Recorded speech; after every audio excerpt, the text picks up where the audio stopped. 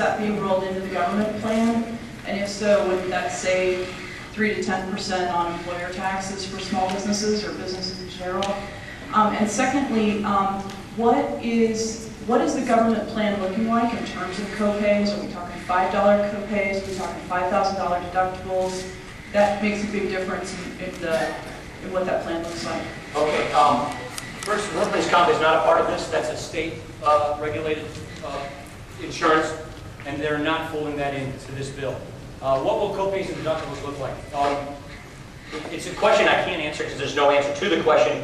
That will be determined by the healthcare commissioner, but there are estimates that are out there, and there are parameters that are set. Generally speaking, the insurance must be lower deductible. There are limits on out-of-pocket costs. The subsidies range from no more than 5% of your income can go toward health care to up to 11% for people at 400% of poverty can go to your health care. The commissioner sets the premiums and the deductibles and copays. The average premium, where's Matt? It's about $781 a month. Isn't that what it's? Yeah, the average premium on the public option, the estimate is that it will cost $781 a month for the premium on the public option. And then the subsidies kick in based upon your current economic situation. Who was the, yeah, Vanessa, there you go, sorry. Well, you pretty much answered a bunch of my questions, but I paid into Social Security, Medicare, and Medicaid for some 38 years, and I've been told and hearing for years and years how they can be around for me.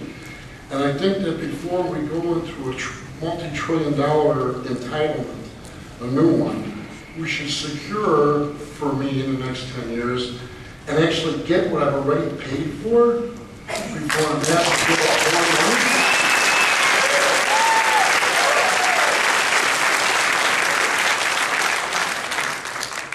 I agree.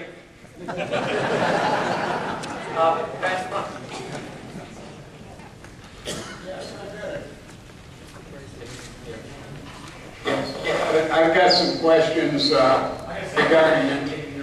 Okay. Basically, I'm a retired federal employee. My employer provides group insurance for me. I feel that any employer that has a X number of profit in a year and employs an X number of employees should be able to provide group insurance for all the employees, not the government. Those that are poor, that's possible that the government fund for that, but there should be group insurance out there. If the VA can turn around and negotiate with the pharmaceutical companies and get the generic pays lowered, then that should be something that the government can do on a health plan. There should be group policies out there that you can take from job to job, and when you're unemployed, then the government may kick in a way of paying the premium. I don't think anybody should expect free insurance in this country. Exactly. And it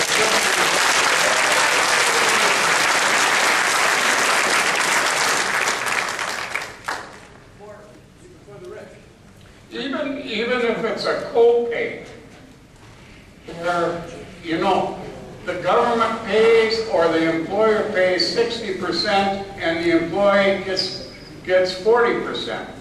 The other bad problem with the insurance companies is I'm part 2 diabetic.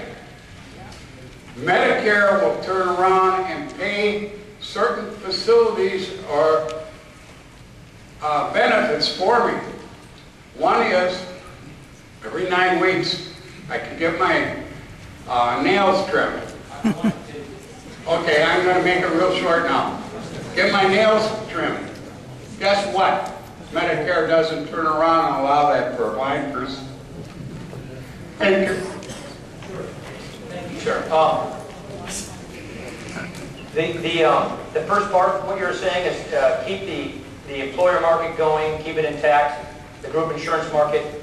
I think there's a real legitimate concern about this approach this bill, which will give the employer a choice where they'll more or less be forced to saying, well, you know what?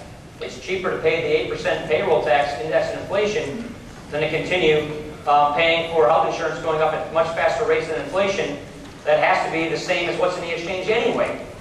So I think these actuaries are probably off a little bit. I think it's going to be even faster where firms will end up dropping in coverage for their employees, which then the rest of them will go into the exchange. And I think if we're interested in keeping the employer market up and running, the large group market up and running, I don't think this is the way to do that.